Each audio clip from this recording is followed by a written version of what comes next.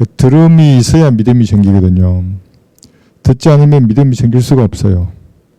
이걸 쉽게 얘기하면 그거예요. 북한에서 귀순 용사들이 오늘인가 어젠가 또 왔다더만요. 그 고성 쪽으로, 강원도 고성 22사단이 있어요. 거기 그 지휘관들 무덤이라잖아요. 막 북한군들이 놓고 기순한다잖아요. 초병들 다 잠자고 있을 때 문 두드려가지고 나 북한 군인인데 문 좀 열어주세요. 그래서 들어온 데가 이제 그쪽 한두 분이 아니에요. 그러니까 지휘관들은 보조개임이죠. 이제 북한들이 그렇게 들어오면 왜 그 애들이 왜 오겠어요? 여기 이쪽에 지난번에 여기 서쪽에서도 서부전선에서도 들어왔잖아요.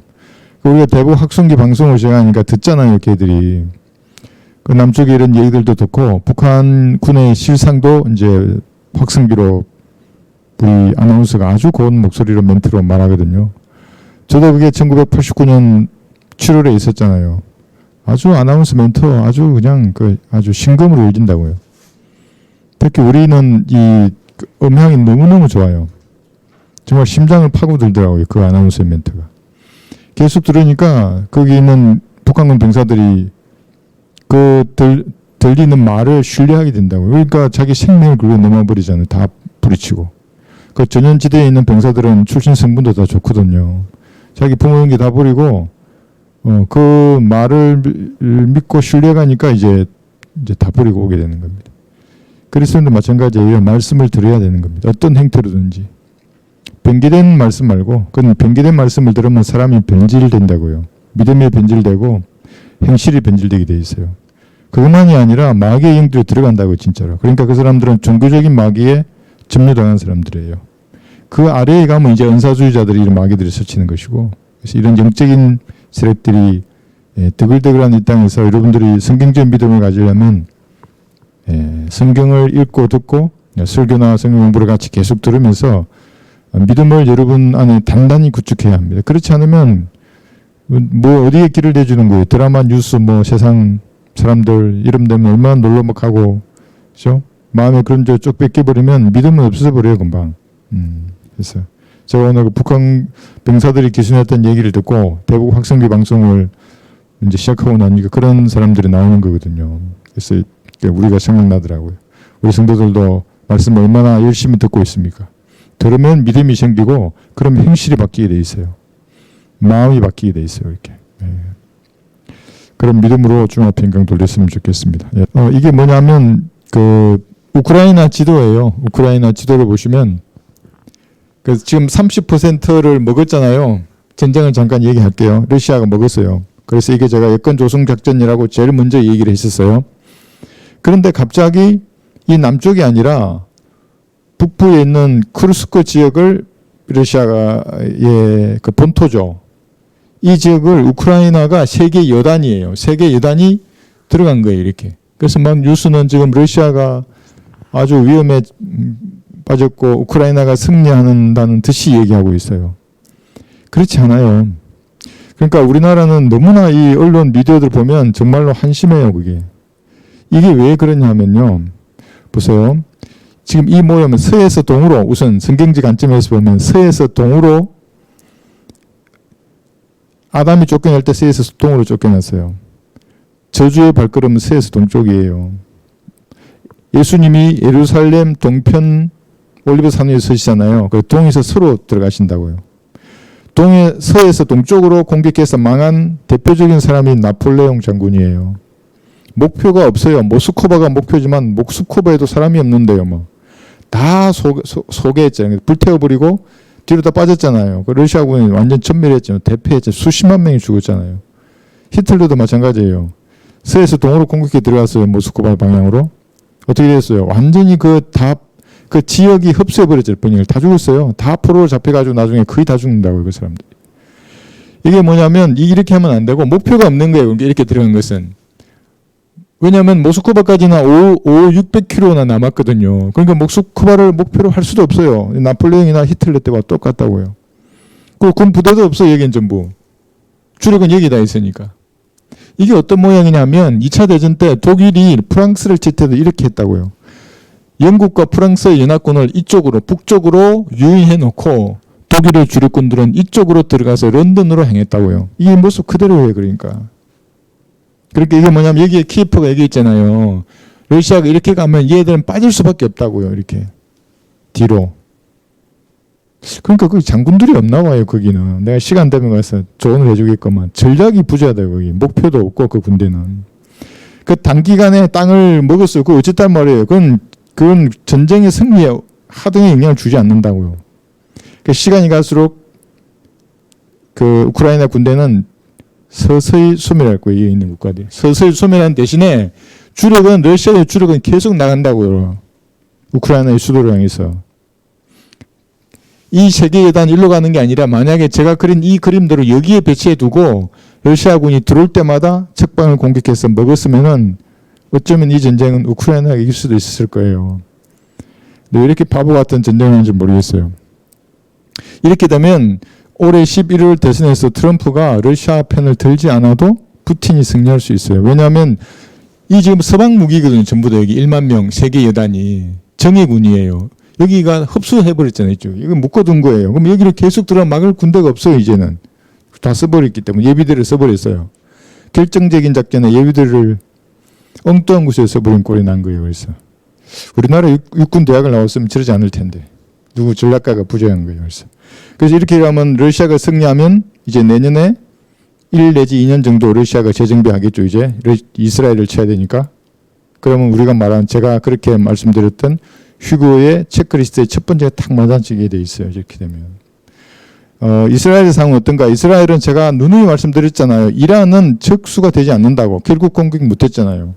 막 3차 대전이라고 막 이란을 페르시아라 그러고 막 이러면서 다시 뭐 이스라엘 친다고. 칠 수가 없죠. 무기 체계가 완전히 한 개 세대 이상 차이가 나는데. 그죠? 대신에 이스라엘이 지금 그 레바논에 있는 헤즈볼라 지역을 강타하고 있어요. 계속. 저 중심 깊숙이 있는 탄약고 그다음에 지휘관들 계속 사살하잖아요. 매일 폭격으로.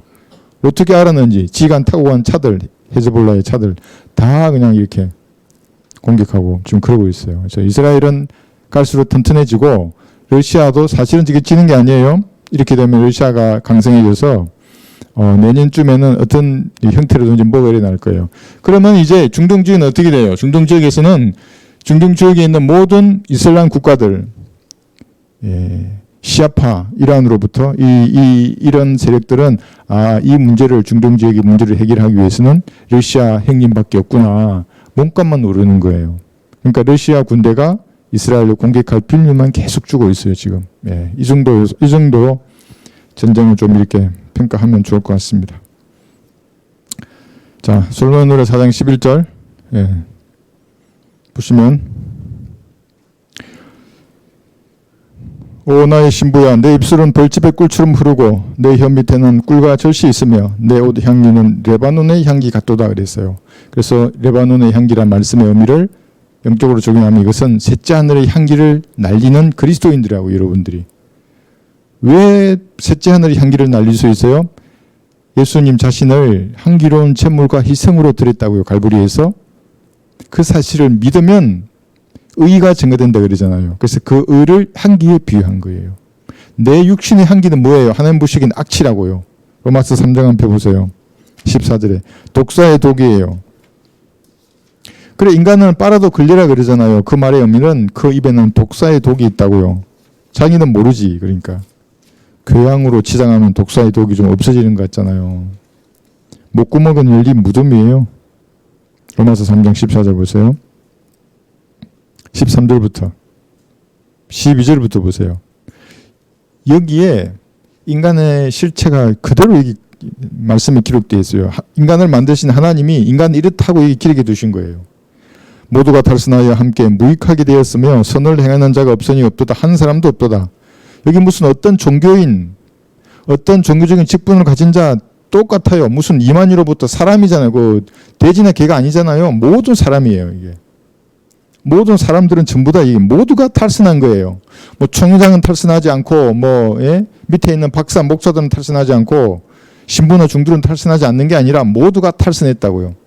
그 뒤에도 보세요. 그들의 목구멍은 열린 무덤이요. 모든 인간들의 목구멍은 열린 무덤이에요.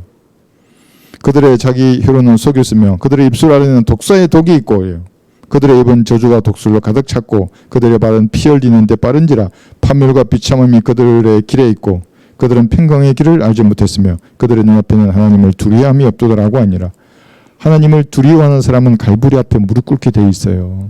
그래서 구원을 받는다고요. 그래서 향기로운 제물과 희생으로 들으신 예수님이 향기를 자기 것으로 만들어요. 그런 성도가 말씀을 공부하잖아요. 이제 자기 입술에 하나님 말씀이 있어요. 그러면 꿀이고 젖이에요. 그 말이. 그러기 전에는 전부 독사의 독들이에요. 물론 예쁜 독사도 있어요. 그리고 꽃뱀이라 하잖아요. 근데 독이라고요. 그게 물리면 죽는다고요. 막 내가 이번 주도 그 사랑의 교회 앞을 지나갔잖아요. 그 서초구 거기 있는데 얼마나 커요. 그게 막 아주 웅장하죠. 막 태극기도 달려 있고. 예? 근데 그게 지금 말씀해 보세요. 이게 왕국 복음, 은혜의 복음, 천국 복음이 다른데 뭔지 아세요? 하나님 나라와 하나님의 나라, 천국의 차이를 아세요? 어떻게 알 수 있겠어요? 그 사람들 다 섞어서 가르치는데.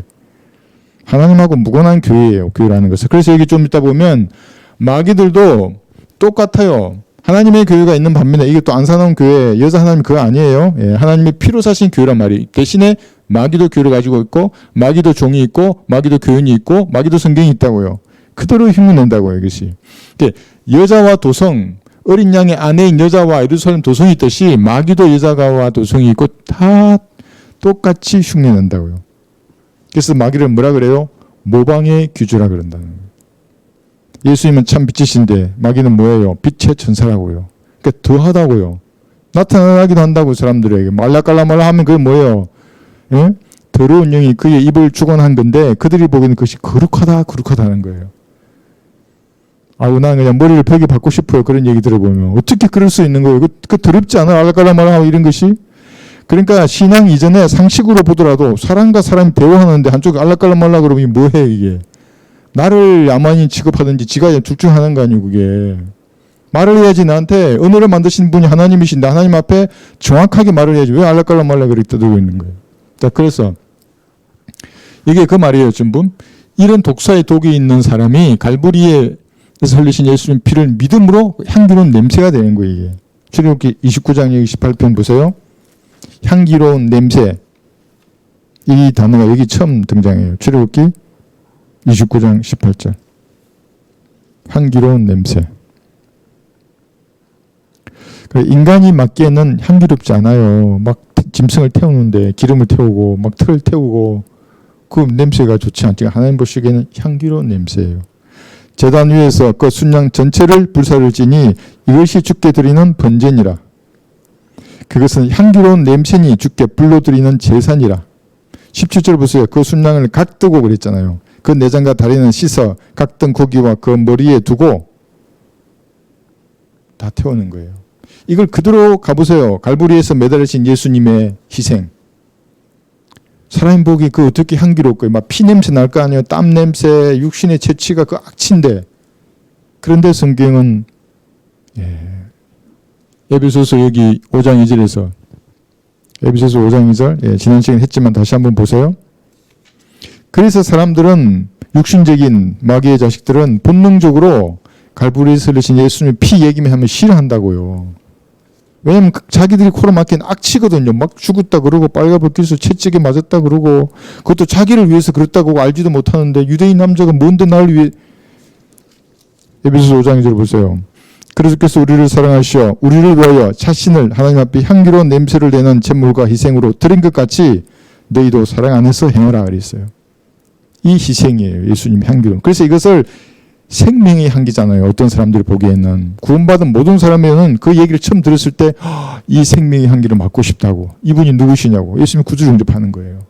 마귀의 자식들은 뭐냐고. 이게 어떻게 그게 생명이냐고 막 질질 끌려가고 말이야. 뭐 채찍도 맞았다 그러고 뭐 그래가지고 사람이 뭐 어쩌고 저러면서 전혀 땅과 피로 찌든 그 나무 십자가 그들에게는 향기롭지가 않아요. 그러나 여러분은 이 향기를 잊으면 안 돼요. 내가 잘나서 하나님 앞에 받아들인 것이 아니라 예수님이 이 향기로운 희생으로 나도 주님 앞에 향기로운 냄새를 풍기는 그리스도인이 되었구나. 이 마음속에 늘 잊지 않고 있어야 하는 겁니다. 자, 그런데 또 하나 있어야 할 것이 뭐냐면 이거예요. 이게 이제 했어요. 지난 시간도. 잠언 5장 3절에 보시면 그러니까 마귀는 모든 것을 모방한다고 생각하면 돼요. 모방의 규제란 말의 의미가 그래요. 그래서 잠언 5장 3절을 보시면 타국 여인이 등장합니다. 타국 여인의 입술은 벌집처럼 꿀을 떨어뜨리고 그녀의 입은 기름보다도 미끄러우나 이게 진짜 여자로 생각해도 돼요. 예, 그러니까 술집에 간 여자들은 전부 입술을 빨간 거 칠한 거예요. 이게 꿀처럼 미끄럽게 보이려고. 예, 술집 여자들 중에 화장 안 하는 여자들이 없잖아요.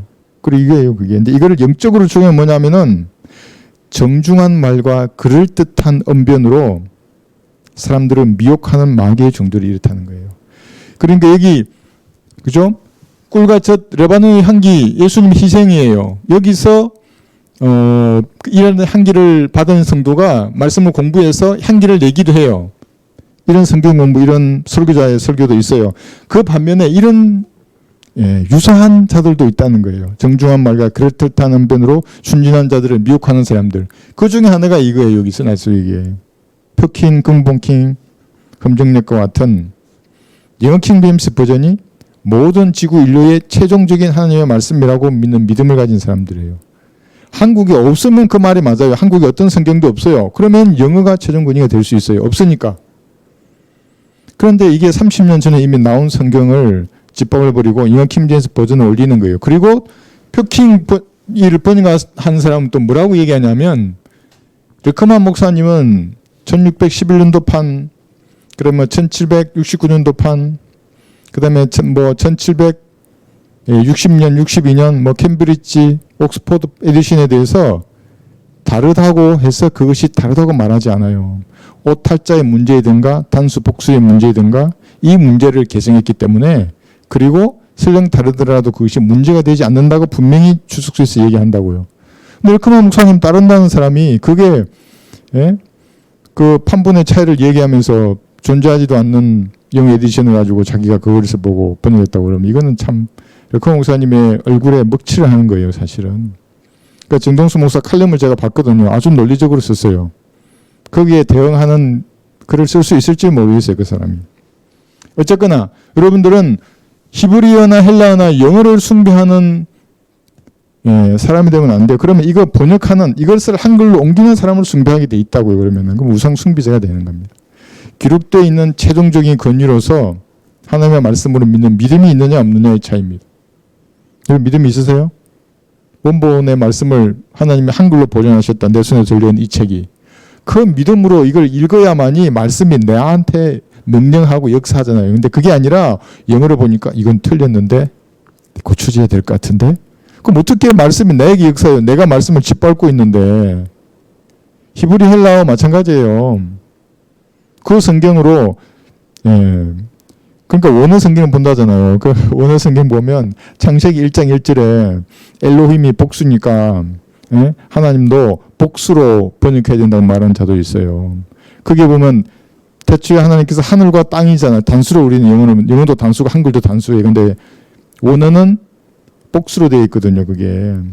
그러니까 그 사람들 그것도 복수였나요? 그러면 그대로 하면은 신들이 하늘들을 창조하게 된 거예요. 최초에. 미친 사람이 되는 거예요. 그러면. 창세기 2장 7절에서도 영, 혼, 몸의 의미를 원어 그대로 즉위한다고 하는 사람들대로 해놓은 거 보면 사람이 3분법으로 된 존재를 알 수가 없어요. 그 soul이라고 하는 혼의 의미가 감추어진다고요. 원어에서는. 그러니까 번역이란 말이 translation이라는 거예요. 이 말의 의미를 알란가 모르겠어요. 그 사람들이. 그거를 헬라어에서 영어로 트랜스레이션 된 것은 믿는데 영어에서 한글로 트랜스레이션 된 것은 안 믿어요. 또 이 사람들이. 여기까지만 하겠습니다. 그래서 여러분들 속으면 안 돼요. 모국어 성경 외에 다른 것으로 권위를 말하는 사람도 있잖아요. 내가 영어를 보니까 이건 틀렸더라. 이게 내 말이 맞아. 근데 히브리 헬라어를 보니까 한글 우리 성경이 틀렸더라. 그러면 내가 가지고 있는 한글 성경에 대한 믿음을 파괴하는 사람이에요. 그죠? 이런 사람이래 이게. 타국 여인들이에요. 전부 다. 속지 않으셔야 됩니다. 네. 자 이제 오늘 볼게요. 4장 12절 다시 솔로몬 노래 가시면 자 그 에디션에 관계 있잖아요. 그 판본들을 언제 한번 정리해 가지고 성경 공부 한번 하겠습니다. 솔로몬 노래 4장 12절 보시면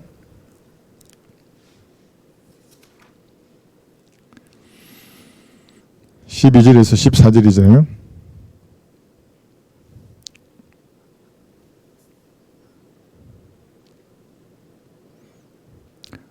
먼저 11절부터 볼게요. 11절 아까 읽었는데 여기 다시 한번 볼게요.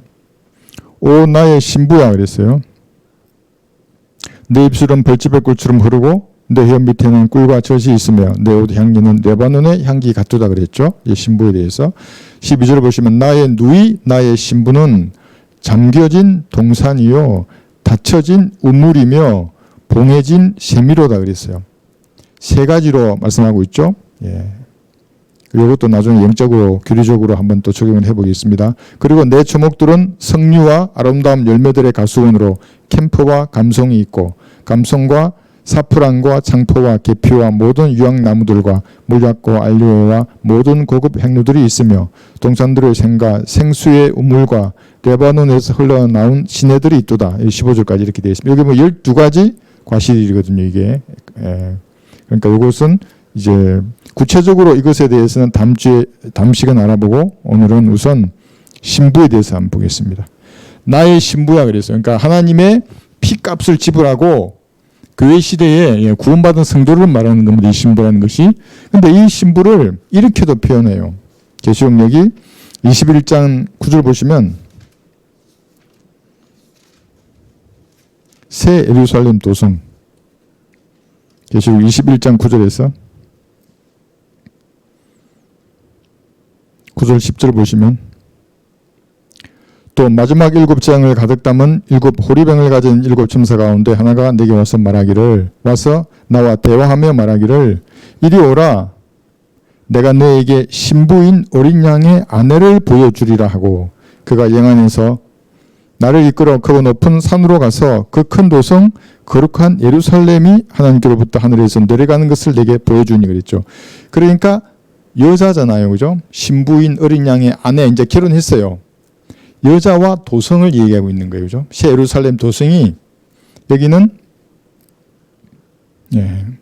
지금 이제 영원 시대 여기잖아요. 그죠? 새 예루살렘 도성이 내려가는 걸 보여준다. 우리 모두의 어머니라고도 했다가 어린 양의 아내라고도 해요. 유기체예요. 그러니까 살아있는 도성이에요. 이 도성이. 자, 여기까지 해놓고 이걸 한번 보세요. 고린도후서 11장 2절을 보시면 이 신부가 여자 하나님 아니에요. 또 여기가 아니에요. 여기 보시면 고린도후서 11장 2절을 보시면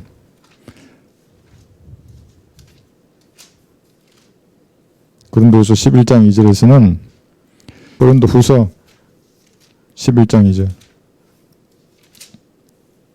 이는 내가 경건한 질투로 너희에게 질투를 느낌이라 내가 너희를 한 남편에게 정혼시켰나니 이는 한 순결한 처녀로 너희를 그리스도께 바치려는 것이라.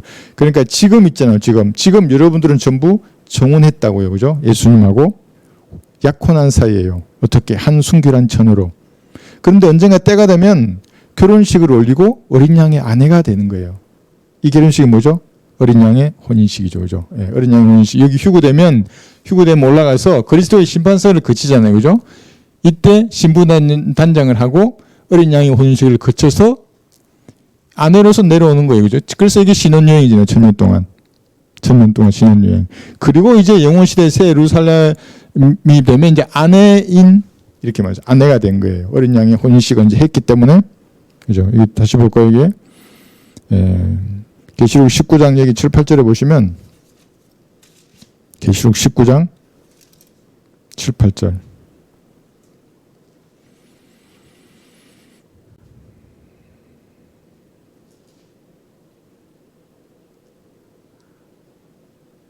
지금 우리는 여자와 도성에 대해서 하고 있습니다. 한때는 약혼했던 사이였는데 그리스도의 심판식을 거쳐서 신부단장을 하고 어린 양의 혼인식을 거쳐서 이제 결혼을 하잖아요. 그럼 아내가 된 거예요.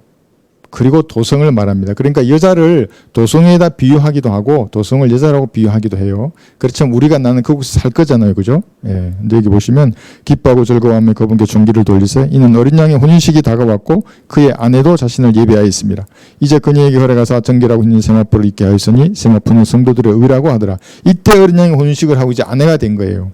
그래서 아까 신부인 어린 양의 아내를 보여주려. 그래 여자와 도성이에요. 이게 전부 여러분이죠, 이거죠.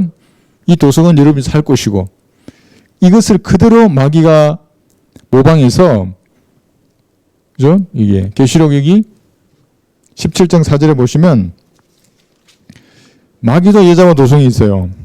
17장 4절에서 그 여자, 5절에서는 엄이라 그래요.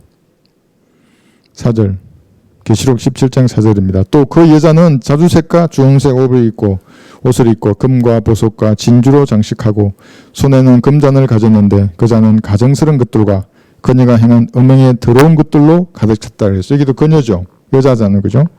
그녀 이마에 한 이름이 기록되어 있는데 신비라 큰 바빌론과 땅의 장녀들과 가증한 것들의 엄이라. 땅의 창녀들과 가증한 것들의 엄이라 그랬어요. 로마 가톨릭이 지금 말하고 있는 거예요. 여기도 여자잖아요. 그죠? 또 내가 보니 그 여자가 성도들의 피와 예수의 선교자들의 피에 취하여 있더라. 그러므로 내가 그녀를 보고 크게 의아해하며 놀랐더라. 왜 요한이 놀랐겠어요? 하나님도 부르고 찬양도 부르고 십자가도 걸어놓고 심지어 예수님이 십자가에 못 박힌 동상까지 걸려 있잖아요. 그런데 성도들을 죽여요. 더 올라가면 얼마나 많이 죽이겠어요. 의아해하는 거예요. 사도 요한이. 그죠? 예. 그리고 여기 좀 내려와서 17, 18절을 보시면 이는 하나님께서 자신의 뜻을 이루시려고 그들의 마음을 일치시켜 그들의 왕국을 그 짐승에게 주도록 하셨음이니 하나님의 말씀이 이루어질 때까지니라. 내가 본 그 여자는 땅의 왕들을 다스리는 큰 도성이라. 그죠? 여자이면서 도성이에요. 그 실제적인 도성이 또 있잖아요. 로마 가톨릭. 7 언덕 위에 세워진 있잖아요. 로마 바티칸 시티가 있잖아요. 그죠? 나중에 물론 대환란 때 완전히 파괴되겠지만. 그러니까 로마 가톨릭이기도 하면서도 실제적인 도성이 있어요. 그 교도들이기도 하면서도 도성이 있듯이. 하나님께서도 예수님의 피로 사신 여러분이 있는 반면에 새 예루살렘 도성이 있는 겁니다. 이렇게 모방해요. 그뿐만 아니라 아까 말씀드린 대로 교회와 마귀의 종들, 교인들, 심지어 성경까지 그대로 모방해내는 겁니다. 얼마나 무서워요. 그리스도잖아요. 예수님이 그리스도잖아요. 마귀도 기름 부음을 받은 덮는 그룹이었다고요. 기름 부음을 받았어요. 그러니까 이 땅에서는 빛의 천사로 나타나죠. 그러니까 바른 성경으로 무장하지 않는 모든 사람은 속게 돼 있어요. 마귀에게. 어떤 사람이든지 말씀에서 눈을 돌리잖아요. 조금만 가봐요. 1주, 2주, 한 달, 2달 하잖아요. 속게 돼 있어요. 네, 그런 것을 우리가 볼 수 있고, 근데 여기서 말한 이 사탄이 바벨론을 신부로 가지고 있잖아요. 이것은 7 신비 중에 하나예요. 여러분들이 7 신비 오늘 제가 교감만 해놨어요. 사실 이것만 가지고도 한 2시간 가르쳐야 되는데 7 신부들을 맡은 청지기이다. 여러분들이 이걸 알려드리려고 이걸 정리를 했어요. 고린도 전서 4장 1절을 보시면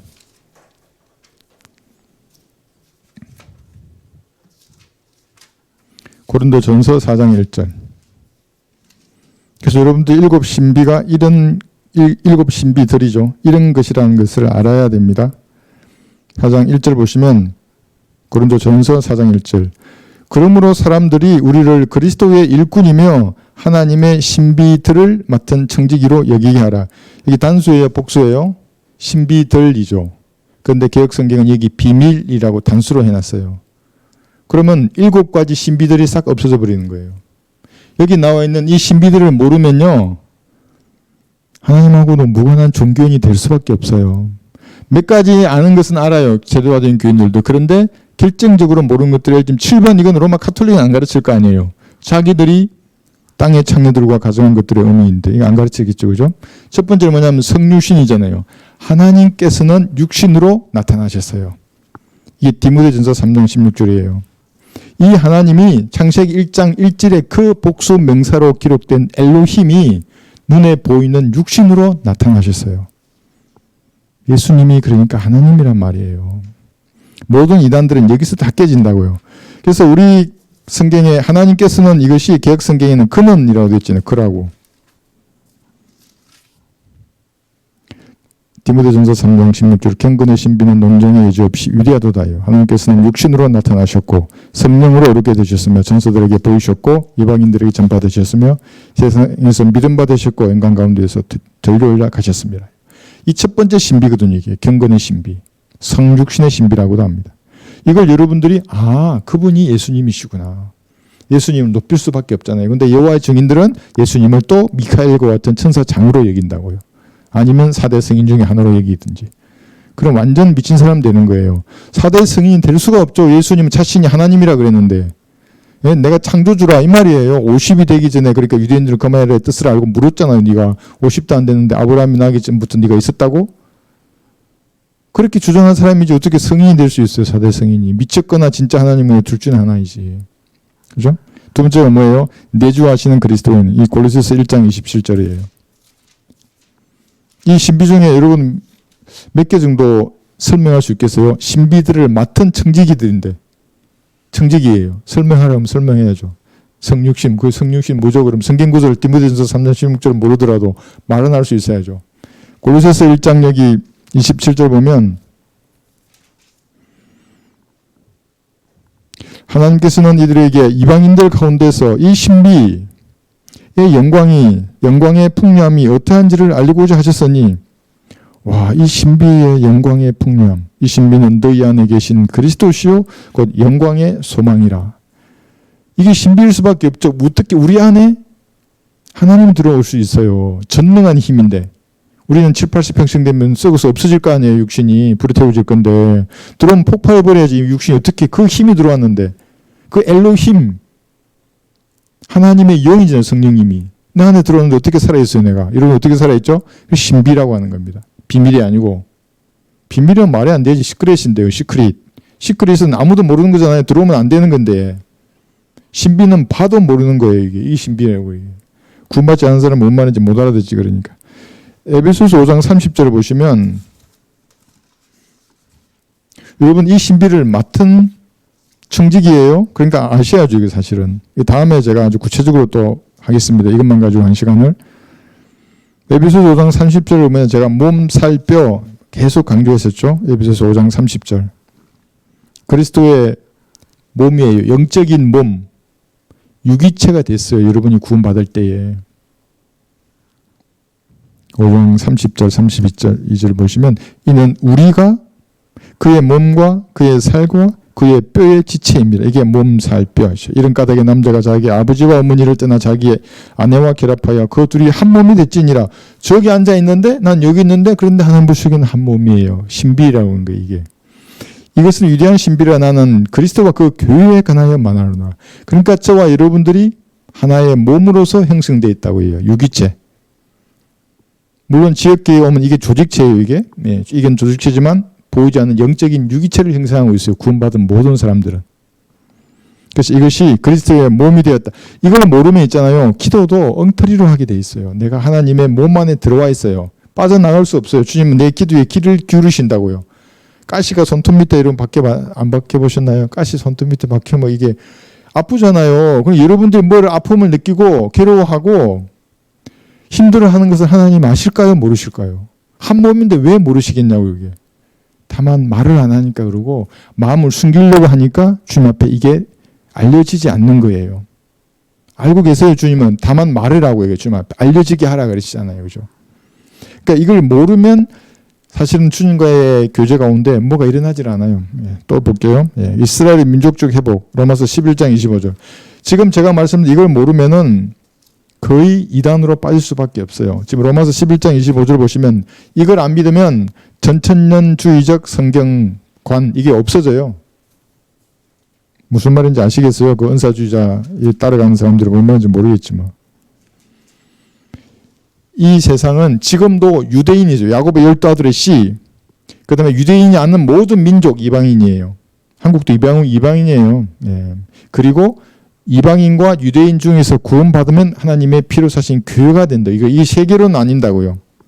그런데 여기서 11장 로마서 11장 25절 보시면 형제들아 너희가 스스로 지혜 있는 자지 않기 위하여 이 신비를 너희가 모르기를 내가 원치 아니하노니 이는 이방인의 충만함이 차기까지. 이 충만은 뭐예요?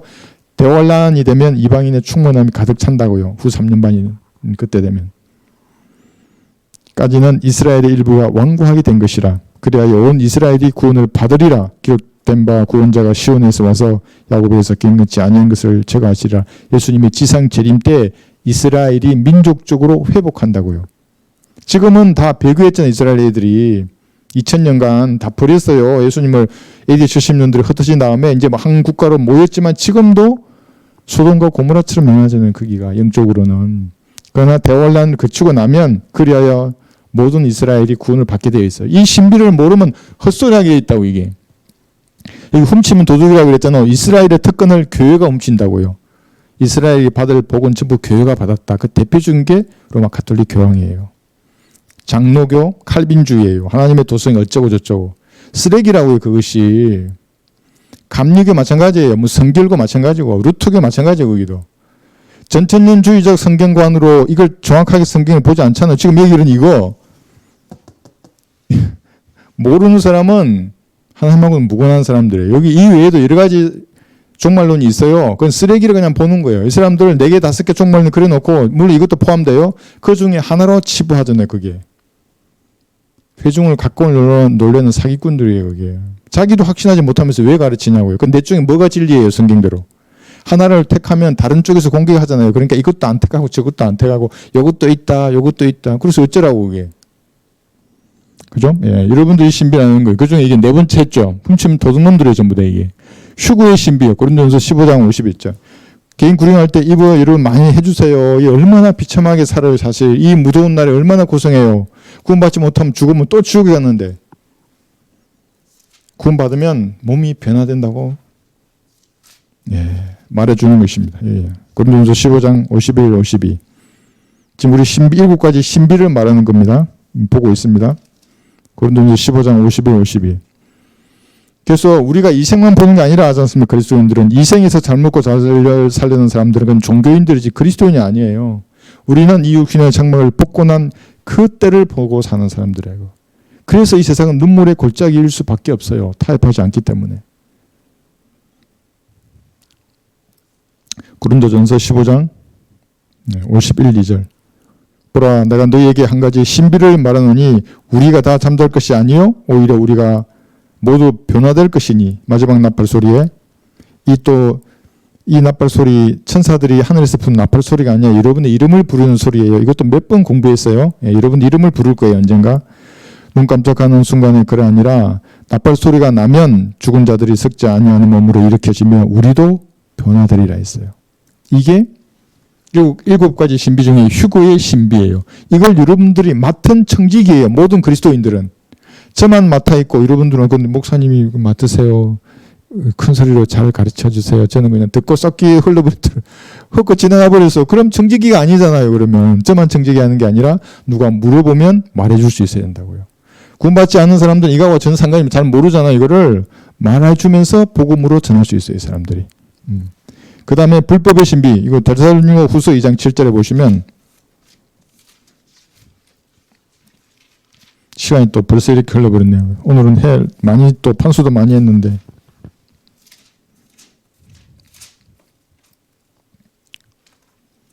데살로니가 후서. 불법의 신비가 이미 활동하고 있나니 현재는 막는 자가 있어 막을 것이나 그가 그 길에서 옮겨질 따기만 그래하리라. 누가 막냐 하면 그러니까 즉 그리스도가 역사의 전면에 등장하는 그 때를 스스로 막아요. 사탄도 삼위일체잖아요. 육화된 사탄이 등장할 그 때를 사탄도 보고 저울질한다고요. 지금 등장하면 안 되겠구나. 프랑스 파리 맞잖아요. 동성애자에 대해서 그 정도만 되니까 얼마나 반발하냐고요. 아직은. 이게 안 되겠네. 이것도 마찬가지예요. 러시아가 그대로 여기 내려왔으면 지금 이스라엘을 공격할 이게 안 돼요. 지금 하면 독일도 아직 안 들어왔고 터키도 갈팡지팡하거든요. 러시아 편 붙을까 나토 편 붙을까. 아직 때가 아닌 걸 알아요. 그러니까 아마도 이게 허용해 줄 수도 있어요. 이 전쟁이 위쪽 북쪽으로 저 전선이. 그래서 이 불법의 신비 그러니까 사탄이 인간의 육신으로 이 땅에 등장한다고 예수님처럼 하나님이 인간의 육신으로 이 땅에 완전한 사람으로 왔듯이 사탄도 완전한 사람으로 올 거예요. 이 땅에. 이게 신비예요. 한 가지. 예. 이 신비도 여러분 우리 공부 많이 했어요. 이것도. 예, 이것도 여러분 알아야 되고 마지막에 이유예요. 큰 바빌론 이거. 그죠 이게. 그래서 7 신비 중에 7번째 신비가 로마 가톨릭. 땅의 장로들과 가정한 것들의 의미이죠. 이 여자들 그러니까 이 교인들도 있고 로마 가톨릭 교라는 것도 있고 실제적인 도성이 있어요. 우리도 실제적인 도성이 여기 있어요. 그리고 우리도 있는 거예요. 그죠? 예. 이렇게 비교해서 보시면 이해하기 좋을 것 같습니다. 그 다음에 다시 솔로몬 노래 아까 4장 12절을 보시면 나의 신부 얘기했고요. 잠겨진 동산이에요. 제 동산에 대해서 좀 보여줍니다. 동산 정원, 이게 가든인데 전부 다 13절하고 14절에 나와 있는 것은 12가지 초목이잖아요. 그죠? 해필 12가지예요. 이 볼게요. 이 낙원 같은 말이에요. 이 낙원에 있는 이 계시록 2장 7절에는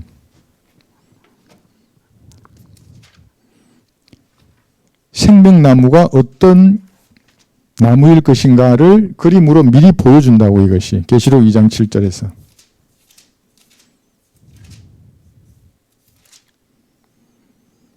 귀 있는 자는 성령께서 교회들에게 말씀하시는 것을 들을지어다. 이기는 자에게는 내가 하나님의 낙원, 이 낙원이에요. 페르다이즈 하면은 페르시아어가 기록된 거예요.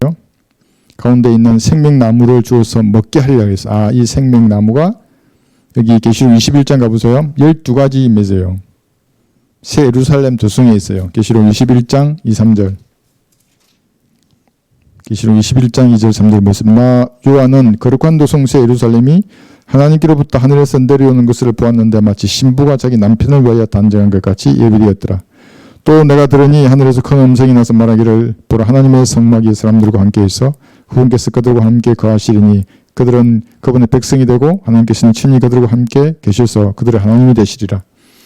이거 하기 전에 여기 이기는 자 잠깐 하고 갈게요. 계시록 아까 2장 7절에 오래 할 수는 없고, 이기는 자 아직도 계시록 2장 7절을 보시면 이기는 자에게는 내가 하나님의 낙원 가운데 있는 생명나무를 주어서 먹게 하리라 하는 이 대상은 여러분이 아니에요. 여러분이 아니에요. 왜냐하면 계시록 저기 다시 22장도 보세요. 22장 1, 2절 보시면 또 그가 나에게 하나님과 어린 양의 보좌에서 흘러나오는 하나님과 어린 양, 이게 중원법이라 그랬죠. 예수님을 말하는 거예요. 하나님이면서 동시에 어린 양이에요. 예수님이. 이런 게 많아요. 성경에는. 보좌에서 흘러나오는 수정처럼 맑은 생명수의 정결한 강을 보여주더라. 그 도성의 거리 한가운데와 그 강의 양편에는 생명나무가 있어 12가지 괄씨를 맺으며 달마다 괄씨를 내더라. 그리하여 그 나무 잎사귀 들은 민족들을 치유하기 위한 것이더라.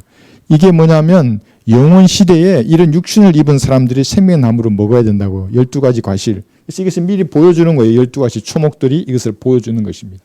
낙원이에요. 그죠? 이기는 자는 여러분이 이긴 자예요. 교회 시대에는. 예수님을 그리스도로 믿는 믿음이에요. 갈보리의 피를 믿으면 누구나 교회 시대에는 이긴 자가 됐어요. 그런데 대환란 때에는 이기려고 그러면 목을 걸어야 한다고요. 환란 성도들은 전부 다. 그죠? 다른 거예요. 이것이. 그러니까 교묘하다고. 여기 저 신천지가 들어도 이기는 자가 되랴 이기는 자인데요. 네? 지 혼자 이긴 거예요. 이만. 나머지는 뭐예요 그러면? 네? 누구든지 예수님을 구주로 영접하면 다 이기는 자예요. 이기는 자. 교회 시대에는. 이것도 이미 우리가 다 공부를 했습니다. 그래서 자, 여기서 이렇게 생명나무의 예표를 12가지 초목을 통해서 볼 수 있는 겁니다. 그죠? 여기 있는 거예요. 그죠? 이렇게 이제 하는 것이고. 그 다음에 이게 낙원이에요. 페르시아로 된 것은 뭐 제물, 만몬으로 돼서 뭐 만몬신 숭배한다고 그랬잖아요. 제물. 근데 이거 하나님과 제물을 동시에 섬기지 못한다고 말씀하시면서. 그런데 여기서 이 낙원이라는 곳이, 자, 우리가 배우기는 뭐예요? 구약 시대의 낙원은 아브라함의 품이었어요. 그 사람이 죽으면 땅 속에 있는 낙원에 갔던 거예요. 강도가 마지막 낙원으로 간 사람이에요. 땅 속에 있던 낙원. 한번 볼까요? 이 많이 나오네요. 강도가. 누가복음 23장. 셋째 하늘 가면 낙원, 이 강도도 볼 거예요. 예수님 부활할 때 낙원에 갔다가 다시 부활해서 셋째 하늘 올라갔으니까, 이 강도는. 그러니까 강도는 두 군데를 다 본 거지. 땅 속에 있는 아브라함 품도 보고 셋째 하늘 낙원도 올라간 거예요. 그것도 제일 빨리 3일 어간으로. 누가복음 23장의 낙원이에요. 23장 43절. 예수께서 그에게 말씀하시기를 진실로 내가 너에게 말하노니 오늘 내가 나와 함께 낙원에 있으리라고 하시니라. 이 낙원이 아브라함의 품이었어요. 그런데 바울이 갔던 것, 고린도후서 12장 4절에는 셋째 하늘이에요. 여기서 다르죠. 그죠? 신약이 발효된 이후의 성도들은 아브라함의 품을 거치지 않고 바로 셋째 하늘로 올라가는 겁니다. 죽고 나서. 고린도후서 12장 4절. 왜냐하면 예수님의 피가 모든 죄들을 제거하셨기 때문에. 보라 세상 죄를 제거하는 하나님의 어린 양이라. 그죠? 그 피가 유효하게 된 이후의 성도들을 말하는 거예요. 우리 어제 지난주에 요한복음 19장 30절에서 숨을 거두셨잖아요. 그 이후에 예수님 피를 믿고 죽은 사람들. 고린도후서 12장 4절 그가 낙원으로 끌려 올라가서 말로 다 할 수 없는 말을 들었는데 그것은 사람들에게 말하도록 허락되지 않은 것이로다. 무슨 말인지 모르지만 아마도 셋째 하늘에서 보고 들은 것을 그대로 얘기 말했다간 너도 나도 가려고 할 거야. 아마 셋째 하늘. 제 개인적인 생각이에요. 너도 나도. 이 정도만 비춰도 너무너무 가고 싶은데 셋째 하늘에. 그러니까 어떤 이 사이비 목사는 진짜 자기 갔다 온 것처럼 또 거짓말로 뭐 거기 가니까 집이 몇 평인데 수영장이 있고 뭐 놀이기구가 있고 뭐 뭐라더라 뭐 풀장이 있고 그러니까 사람들이 그냥 거기 또 마음 또 다 뺏겨요. 그 사이비한테. 어쨌거나 이 낙원에 대해서 우리가 볼 수 있는 게 이렇게 위치적으로는 두 군데의 낙원으로 나누지 않습니까? 근데 여기 좀 조금 더 볼 것이 창세기 3장 22절을 보면 동산이죠. 가든으로 되어 있는데 이런 것도 있습니다. 한번 보십시오. 창세기 3장 22절.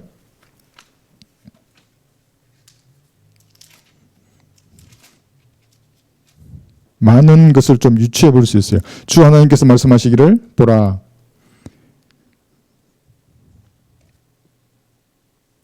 그 사람이 우리 중 하나같이 되어 선과 악을 알게 되니 이는 혹그가 자기 손을 내밀어서 생명나무의 가시를도 따서 먹고 영원히 살까 함이라 하시니라. 그 생명나무 여기도 나오고 계시록에도 나오잖아요. 이것은 뭐냐면 이걸 먹어야 영원히 사는 육신이 있다고요. 그러니까 여러분들이 변화됐잖아요. 휴거됐어요. 변화된 몸은 안 먹어도 영원히 살아요. 그러니까 우리는 죽음의 나무에 매달리신 예수님을 믿었기 때문에 이미 영생을 그때 얻은 거예요. 안 먹어도 돼요. 그런데 아담이 만약에 보세요. 아담이 타락하기 전에 이 생명나무를 안 먹었으면 어떻게 됐을까요? 아담의 육신은 죽었을 거예요. 왜냐하면 그건 먹어야 영원히 사는 육신이었다고요. 그런데 영원 시대에 가면 또 그런 사람이 또 있다고요. 먹어야 영원히 사는 사람들. 우리가 아니고 이때 올라간 사람은 안 먹어도 된다고요. 이거 올라간 사람은. 그런데 여기서부터 살아남아서 이렇게까지 들어간 사람들은 먹어야 영원히 사는 사람들의 육신을 가지고 있는. 무슨 말인지 아시겠죠? 그죠? 예. 이것도 다르게 되어 있는 겁니다. 근데 여기서 좀 더 이제 봐야 될 것은 23절 보시면 그러므로 주 하나님께서 에덴의 동산에서 그를 내어 보내시어 그가 취함을 입은 그 땅을 갈게 하시니 그랬어요. 그러니까 낙원을 상실한 거예요. 낙원을. 자, 낙원을 상실했어요. 그래서 뭐냐면 얘들은 아담과 이브는 신들처럼 되려고 하다가 이제는 진짜 되는 줄 알았잖아요. 이제는 그죠? 예, 너희들 신들처럼 돼서 선악을 알게 될 줄을 하나님께서 아심이라. 그러니까 진짜 그 몸 신들처럼 될 줄 알았다가 영이 죽어버렸고 이 육신이란 것은 늙고 병들고 때가 되면 무덤에 가는 그런 육신이 된 거예요. 그러니까 결국은 구두기가 먹었어요. 그 몸이. 그러니까 무서운 거예요. 이런 것이. 그죠? 근데 그러니까 그때 죽은 영이 되었고 혼과 육신이 결합된 거예요. 이때. 혼이 육신이 달라붙어 버렸다고 하나가 되었어요. 그래서 골로새서 2장 11절에 이 다시 분리돼야 한다고요. 그래야 육신이 짓는 죄가 혼에게까지 영향을 미치지 않게 된 겁니다. 자, 그래서 이게 여기도 동산이었잖아요. 그죠? 동산, 여기 동산, 정원 같은 말이에요. 그런데 이제 여기서 뭘 제가 얘기하려고 그러냐 하면 이 동산이란 말의 의미가 결국에는 낙원이고 여기 낙원이잖아요. 근데 그 낙원의 의미가 아까 페르시아어로 그랬잖아요. 그죠? 페르시아어로 낙원이란 말에 하면 여기 뭐라 그랬어요? 여기 헌팅 가든 그랬잖아요. 그럼 동물이 있을까요? 모르겠어요. 성경에 있다고 말이 없으니까. 이 말에 여기에 말한 거 여기에 있는 동물은 불말 있잖아요. 말은 있어요. 유니콘도 있을 거예요. 근데 다른 동물이 있을까요? 모르겠어요. 성경에 나오지 않지만 그러면 에덴 동산에 있던 수많은 동식물들은 다 뭐였을까요? 그러니까 아담이 타락하기 전에 말하는 거예요. 그때 동산이잖아요. 가든. 낙원이었으면. 낙원을 상실하기 전의 때의 그 모습이 여기도 있을까요? 모르겠어요. 나는 셋째 하늘 어떤 모습일지. 그러나 가정한 것이 없기 때문에 거기서 지금의 이런 그 동식물은 아닐 거예요. 그러나 어떤 형태로든지 멋지고 아름다운 가든이 있을 거예요. 미국의 인디안들 했잖아요. 여기 하늘나라 뭐라 하냐면 해피 헌팅 그라운드를 하잖아요. 여기도 사냥이야. 무슨 동식물이 있을 것 같아요. 물론 셋째 하늘에서는 사냥하지 않아요. 피 흘림도 없고 이런 현재와 같은 그런 이런 배설 기간을 가지지 않았을 거예요. 완벽할 거예요. 그죠? 예, 그렇지만 어떤 형태로든지 이런 가든의 모습을 가지고 있을 겁니다. 오늘 시간이 다 됐는데 이거는 하지 않을게요. 요거는 그냥 여러분 한번 읽어보시고 다음 시간에 하면 되니까 요것만 한번 더 보겠습니다. 여기 정원이라는 게 정원이 여기 똑같은 가든이거든요. 에스더 1장 3절 느헤미야 다음에 에스더. 그의 치리 제3년에 그가 그의 모든 고관들과 신하들에게 잔치를 베풀었으니 페르시아와 메디아의 근처에 있는 자와 지방들의 귀족들과 고관들이 그의 앞에 있더라 그랬죠. 여기 그러니까 3년이에요. 그죠? 4절 보시면 왕이 많은 날 즉 180일 동안 그의 영화로운 왕국의 부와 그의 훌륭한 위엄의 영예를 나타내더라 그랬어요. 그러니까 3년 반이에요. 그러니까 3년 지나고 180일 유대력을 따지면 반년이에요. 그러니까 지금 3년 반이 지난 거예요. 후 3년 반이 지난 거네요. 계시록 11장에서 13장이 지난 거예요. 5절 이 날들이 다 끝나자 이제 왕이 수상궁에 참석한 크고 작은 모든 이들에게 왕궁의 정원들에서 7일간 잔치를 베풀었는데 7일간 여기서 이거 의미를 찾아내려고 이 구절을 제가 한 것은 뭐냐면 7년이에요. 이게 7일간 잔치를 베푼다는 말 여러분들이 올라가지는 하늘 위로 7년간의 잔치예요. 여러분들은 물론 그리스도의 심판석에서 신부단장할 때 주님께서 여러분들은 물으실 거예요. 그렇지만 그것이 끝나면 어린 양의 혼인식 하잖아요. 그리고 지상에 재림하기 위한 그 모든 7년간의 기간은 잔치인데 이 땅에서는 7년간의 대환란이 있을 겁니다. 그것을 보여주기 위해서 얘기한 거예요. 그죠? 예, 이 정원은 아까 말씀드린 그 의미이고 7일간의 잔치와 지상에서는 7일간의 대환란이 일어날 겁니다. 자, 오늘 여기까지 공부는 여기까지 하고요. 나머지 솔로몬의 노래 여기 4장 15절부터 나와 있는 이거 있잖아요. 이거죠? 예. 실제적인 적용하고 영적인 교리적인 적용은 한번 여러분 읽어보시고 다음 제가 강의할 때 설명을 하겠습니다. 그래서 오늘 처음 할 때 제가 전쟁에 대해서 간략하게 이렇게 설명을 했지 않습니까? 예언의 시간은 지금도 돌아가고 있어요. 그래서 그리스도인들이 잊지 말아야 할 것이 보통 자기 개인의 문제만 보잖아요. 주님, 내 감정, 내 개인의 여러 가지 직장, 사랑, 여러 가지 문제들이 있어요. 물론 그게 중요하지 않는 건 아니에요.